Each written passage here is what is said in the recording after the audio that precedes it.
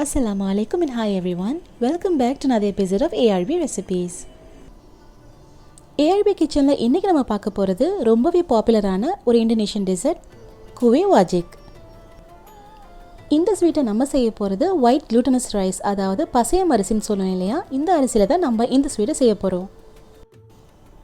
பசயம அரிசியை வச்சு நம்ம இந்த ஸ்வீட்டை எப்படி செய்யலான்னு பார்க்குறதுக்கு முன்னாடி மறக்காமல் ARB ரெசிபீஸை சப்ஸ்கிரைப் பண்ணிக்கோங்க.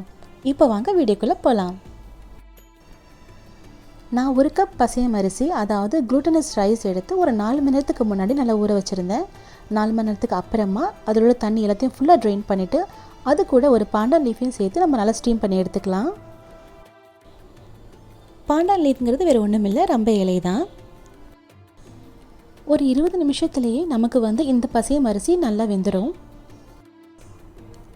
பசையம் அரிசி நல்லா குக் ஆகிட்டு இருக்கும் போதே நம்ம பாகு ரெடி பண்ண ஆரம்பிச்சிடலாம்.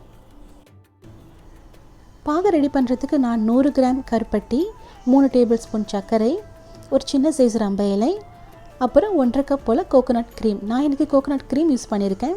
நீங்கள் ஃப்ரெஷ் கோகோனட் மில்க்கை யூஸ் பண்ணலாம். நல்லா திக்கான ஃபர்ஸ்ட் மில்க்கை எடுத்துக்கோங்க, ஒரு 1.5 கப் போல்.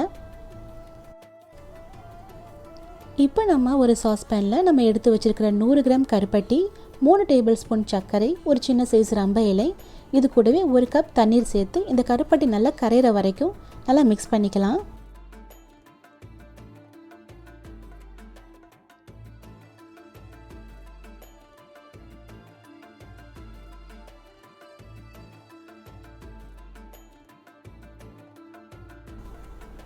இது கூடவே 3 டீஸ்பூன் ஒயிட் சுகரை ஆட் பண்ணி கருப்பட்டி நல்லா கரையிற வரைக்கும் நல்லா மிக்ஸ் பண்ணி விட்டுட்டே இருங்க.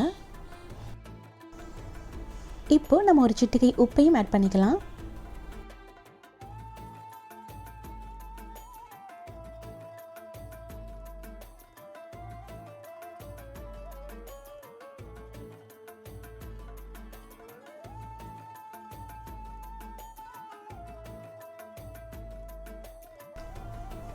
மிதமான தீயில வச்சு இந்த கருப்பட்டி நல்லா கரையிற வரைக்கும் நல்லா மிக்ஸ் பண்ணி விட்டுட்டே இருங்க.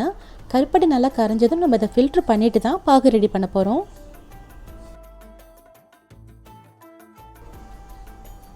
இப்போ பாருங்கள், கருப்பட்டி ஃபுல்லாக கரைஞ்சிருச்சு. நம்ம இதை ஒரு பாத்திரத்தில் ஃபில்ட்ரு பண்ணி எடுத்துக்கலாம். இந்த கருப்பட்டியில் பாகு பண்ணுறதுக்கு முன்னாடி நம்ம கேரமல் ரெடி பண்ண ஆரம்பிச்சிடலாம். கேரமல் செய்கிறதுக்கு நம்ம ஒரு சாஸ்பேனில் 3 டீஸ்பூன் சுகர், இது கூடவே ஒரு 1/4 டீஸ்பூன் போல் தண்ணீர் சேர்த்து இதை கேரமல் பண்ணிக்கலாம். சுகர் நல்லா கரையிற வரைக்கும் நீங்கள் மிதமான தீயிலே வச்சுக்கோங்க. சுகர் நல்லா டிசால்வ் ஆனதும் நீங்கள் அடுப்பை சிம்மில் வச்சுக்கிட்டே கேரமலைஸ் பண்ணிக்கோங்க. ஏன்னா ரொம்ப ஹை ஹீட்டில் வச்சுருந்தீங்கன்னா கேரமல் கரிஞ்சிரும், அப்புறம் டேஸ்ட் அவ்வளோவா நல்லா இருக்காது.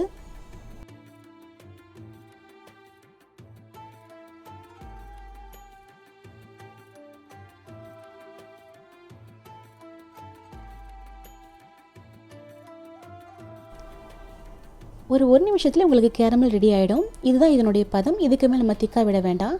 இப்போ இது கூடவே நம்ம 1.5 கப் போல் நல்லா திக்கான தேங்காய் பால் ஆட் பண்ணிக்கலாம்.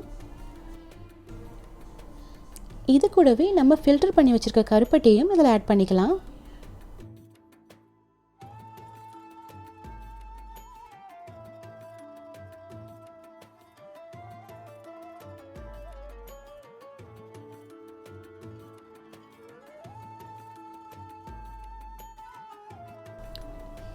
மிதமான தீயில வச்சு மிக்ஸ் பண்ணி விட்டுக்கிட்டே இருங்க.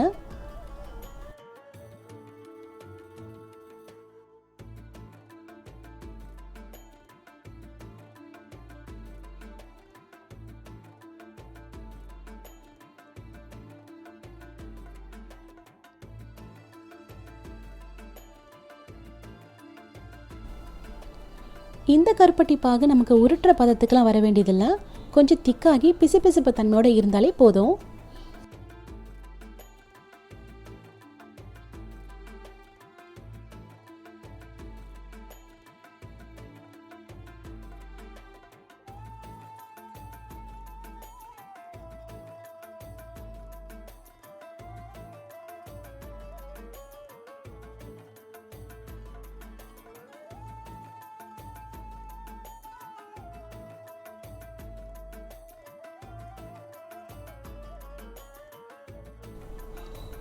ஒரு 3-4 நிமிஷத்துக்குள்ளரே உங்களுக்கு பாகு நல்லா திக்காக ஆரம்பிச்சிடும். இப்போ நம்ம வேக வச்சு எடுத்துருக்க பசையம் அரிசி இதில் சேர்த்துடலாம்.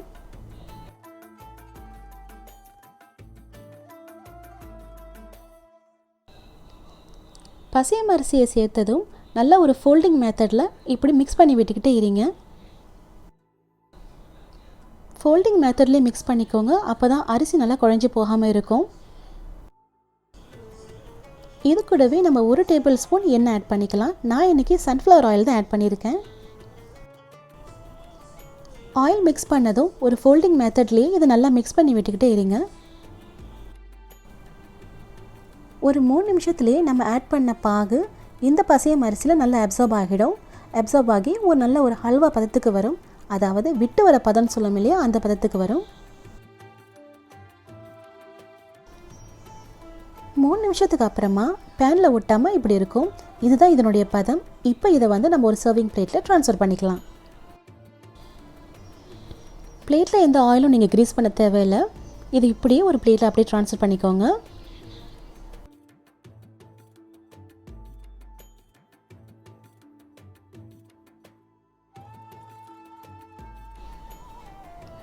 இப்போ இதை நல்லா ஈவனாக ஸ்ப்ரெட் பண்ணி விட்டுக்கோங்க. ஒரு 4 மணி நேரத்துக்கு இது இப்படி ஆற விட்டுருங்க. 4 மணி நேரத்துக்கு அப்புறமா நம்ம இதை கட் பண்ணிக்கலாம். அவ்வளவுதான், நம்மளுடைய குய வாஜிக் இப்போ ரெடி ஆகிடுச்சு.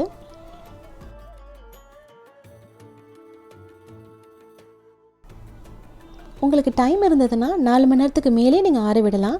ஏன்னா நீங்கள் எவ்வளோத்துக்கு எவ்வளோ ஆற விடுறீங்களோ அவ்வளோ ஈஸியாக உங்களுக்கு கட் பண்ண வரும். இப்போ நம்மளோட குய வாஜிக் சூப்பராக ரெடி ஆகிடுச்சு. அண்ட் பார்க்குறதுக்கு ரொம்ப யம்மியாக இருக்குது.